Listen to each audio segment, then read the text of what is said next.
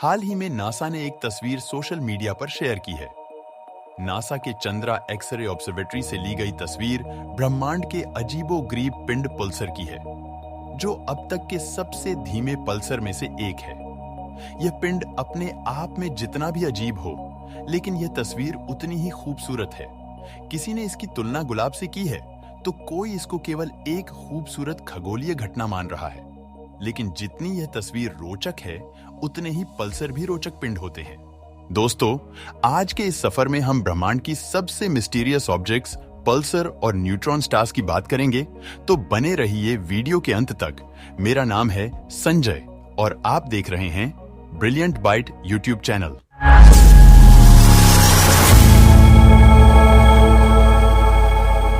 अगर आपको space science में रुचि है, तो आपने कभी ना कभी न्यूट्रॉन स्टार्स के बारे में सुना होगा। न्यूट्रॉन स्टार मृत तारे का अत्यंत सघन रूप है, जो कि सिर्फ न्यूट्रॉन से बने होते हैं। न्यूट्रॉन तारों की एक सब कैटेगरी पल्सर भी है। इन्हें पल्सर इसलिए कहा जाता है क्योंकि ये इलेक्ट्रोमैग्नेटिक रेडिएशन की पल्स उत्सर्जित करते रहते हैं। न्यूट्रॉन स्टार और पल्सर में सिर्फ इतना ही फर्क होता है कि सभी पल्सर न्यूट्रॉन स्टार होते हैं, लेकिन यह जरूरी नहीं कि सभी न्यूट्रॉन स्टार पल्सर होते हैं। आइए इसको थोड़ा और विस्तार से समझने की कोशिश करते हैं। पहले बात करते हैं न्यूट्रॉन स्टार्स की। जब लगभग 15-20 सौर द्रव्यमान का एक स्टार पूरी तरह से अपने ईंधन को जला देता है, तब वह एक सुपरनोवा विस्फोट करता है। साथ ही विकिरण के रूप में अपने द्रव्यमान को छोड़कर ग्रेविटेशनल कोलैप्स के परिणाम स्वरूप न्यूट्रॉन स्टार का निर्माण करता है। ये विस्फोट इतना भयानक और तीव्र होता है कि पलक झपकते ही वह स्टार बहुत छोटे आकार में परिवर्तित हो जाता है, जिसका मैस अपने तारे के बराबर ही होगा। इनका व्यास 20 किलोमीटर तक रहता है और बहुत ज्यादा घने होने के कारण इनका भार कई बिलियन टन तक होता है। औसतन रूप से न्यूट्रॉन स्टार का घनत्व पृथ्वी की घनत्व से 2 बिलियन तक अधिक होता है, या सूर्य से 1.5 गुना तक भारी होता है। न्यूट्रॉन तारे एक तारे के मृत अवशेष हैं और लगभग पूरी तरह से न्यूट्रॉन से बने होते हैं। जिस सुपरनोवा तारों के कारण इन न्यूट्रॉन स्टार्स का जन्म होता है, उसके कारण ये तारे एक सेकंड में कई बार चक्कर मार लेते हैं और इनकी गति बहुत अधिक होती है। इस गति के कारण खगोल विज्ञानी इन तारों के चारों ओर का भाग आसानी से देख पाते हैं। ये 1 मिनट में 43,000 बार चक्कर काट लेते हैं, लेकिन कुछ समय बाद यह गति धीमी होती जाती है।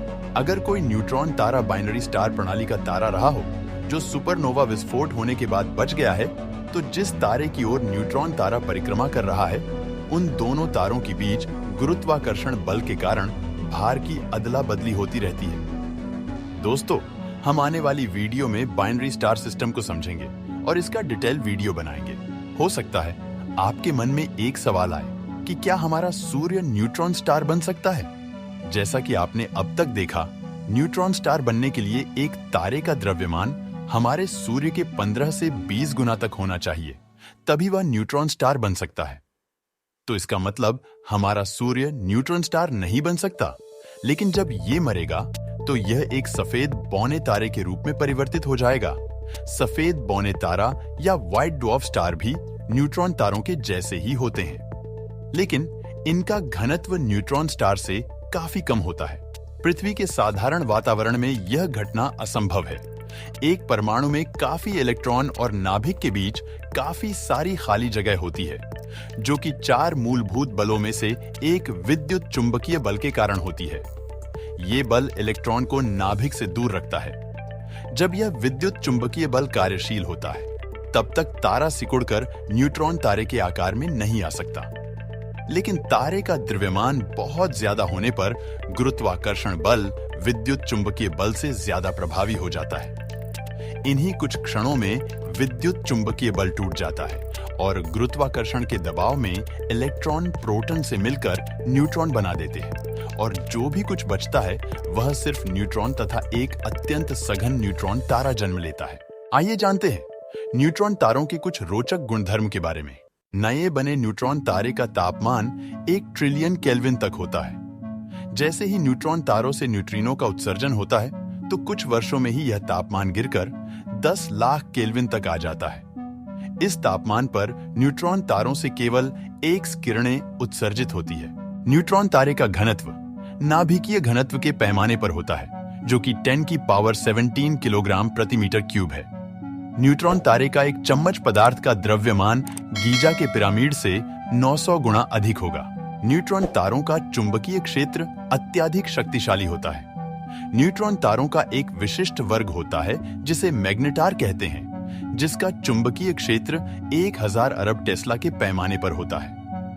यदि चंद्रमा की दूरी पर किसी मैग्नेटार को रख दे तो वह आपके क्रेडिट कार्ड की चुंबकीय पट्टी की सूचना को प्रभावित कर सकता है। आपको यह जानकर आश्चर्य होगा कि यदि एक न्यूट्रॉन स्टार को हम अपने सूरज की जगह पर रख दे, तब भी यह सोलर सिस्टम ऐसे ही काम करता रहेगा, क्योंकि न्यूट्रॉन तारे का गुरुत्वाकर्षण सभी ग्रहों को अपनी जगह पर बनाए रखेगा और सभी ग्रह न्यूट्रॉन तारे के चक्कर लगाते रहेंगे।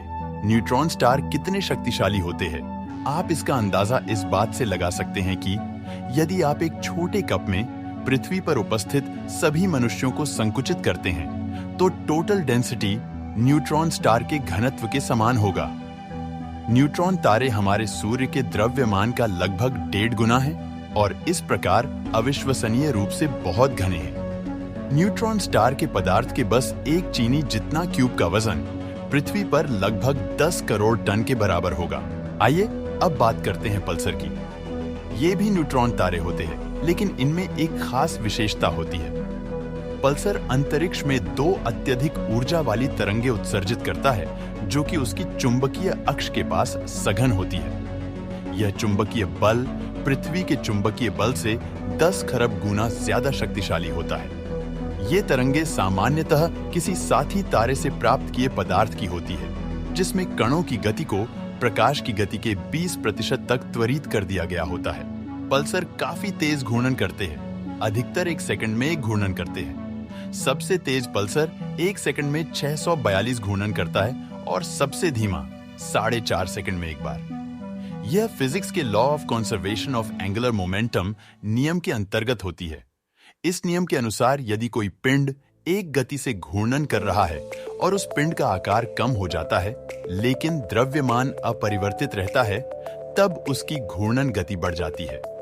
इसका उदाहरण आप ऐसा समझ सकते हैं, स्केटिंग करते हुए प्रतियोगी घूर्णन करते समय घूर्णन गति बढ़ाने के लिए अपने हाथ सिकोड़कर शरीर के पास ले आते हैं, जबकि घूर्णन गति कम करने के लिए हाथ सीधे कर लेते हैं। पल्सर भी धीमे पड़ते जाते हैं और रुक जाते हैं, क्योंकि ये अपनी ऊर्जा तरंग के रूप में अंतरिक्ष में भेजते हैं, जिसे गुरुत्वीय तरंग कहते हैं। यह गुरुत्वीय तरंग सभी गतिज महाकाय पिंड से उत्सर्जित होती है और इसकी गति प्रकाश गति के तुल्य होती है। घूर्णन से रुकने के बाद की स्थिति में पल्सर एक साधारण न्यूट्रॉन तारा बन जाता है। कुछ दुर्लभ मौकों पर 2 न्यूट्रॉन तारे एक युग्म तारे के रूप में बंध जाते हैं। ऊर्जा के ह्रास के कारण ये स्पाइरल के जैसे एक दूसरे की परिक्रमा करते हुए पास आते जाते हैं। अंत में दोनों मिल जाते हैं। इस स्थिति में वे दोनों मिलकर एक ब्लैक होल को जन्म देते हैं। हाल ही में नासा ने एक खास पल्सर की तस्वीर जारी की है। इस तस्वीर के बारे में नासा ने बताया है कि इस पल्सर का व्यास 20 किलोमीटर है, जिसका नाम SXP1062 है, जो बहुत धीमी गति से घूम रहा है। यह 18 मिनट में अपना एक चक्कर लगा पाता है। पल्सर से विकिरण उत्सर्जन दूसरे खगोलीय पिंडों की तुलना में बहुत ही अलग तरह से होता है। इसी के साथ ही नासा ने ब्रह्मांड के अब तक के खोजे गए सबसे तेज पल्सर के बारे में भी बताया है। नासा ने सबसे तेज पल्सर PSR J1748-2 446 AD है, जो एक ही सेकंड में 716 बार अपना चक्कर लगाता है। उसका घूर्णन ही उसे एक विशेषता देता है, क्योंकि उसकी वजह से जो विकिरणों की बीम निकलती है वह भी घूमती है। पल्सर एक विशालकाय तारे का केंद्र होता है, जो सुपरनोवा के तौर पर विस्फोटित होता है। तारे के इस अवशेष में, जिसे न्यूट्रॉन स्टार भी कहा जाता है, संकुचित होकर मैग्नेटिक हो जाते हैं और एक घूमती हुई गेंद में तब्दील हो जाते हैं। आमतौर पर इनका भार 5 लाख पृथ्वी के जितना होता है, लेकिन उनका आकार बहुत कम होता है। पल्सर की सबसे खास बात होती है उसका उत्सर्जन। एक पल्सर से विशाल मात्रा में रेडियो तरंगें, प्रकाश, एक्स-रे विकिरण और गामा विकिरण निकलते हैं। जब इनके द्वारा उत्सर्जित विकिरण पृथ्वी पर पड़ते हैं तो ऐसा लगता है कि ये उत्सर्जन किसी पल्स या नाड़ी की तरह से नियमित कंपन कर रहे हैं। इसीलिए इन पिंडों को पल्सर की श्रेणी दी गई है, जो मूलतः एक तरह के न्यूट्रॉन तारे और मैग्नेटर होते हैं। वैज्ञानिकों ने पाया है कि SXP1062 एक सुपरनोवा का अवशेष है, जो पल्सर के आसपास एक बिखरी हुई एक्स रे और प्रकाशीय खोल की वजह से है। यह पल्सर उन हजारों पल्सर में से एक है जो चंद्रा एक्स-रे ऑब्जर्वेटरी ने 1999 से अब तक खोजे हैं। शोधकर्ताओं ने चंद्रा की तस्वीर और प्रकाशीय तस्वीर की तुलना करने पर पाया है कि इस पल्सर का गर्म और विशालकाय साथी है, जो एक गैस और धूल का बड़ा पिंड है। SXP1062 पल्सर खगोलविदों के लिए इसीलिए दिलचस्प है क्योंकि इसकी घूमने की गति बहुत कम है। यह अपना एक घूर्णन पूरा करने में 18 मिनट का समय लेता है। वैज्ञानिकों ने पाया है कि यह पल्सर 10 से 40 हजार साल पुराना है। पृथ्वी के हिसाब से यह बहुत पुराना पल्सर लगता हो, लेकिन खगोलीय पैमानों पर यह बिल्कुल युवा पल्सर है। खगोलविदों को लगता है कि यह उसी विस्फोट के समय बना था जिससे सुपरनोवा का अवशेष बने थे। दोस्तों, मुझे आशा है कि आपको यह वीडियो जरूर पसंद आया होगा। कृपया वीडियो को लाइक करें और अपने दोस्तों के साथ शेयर करें।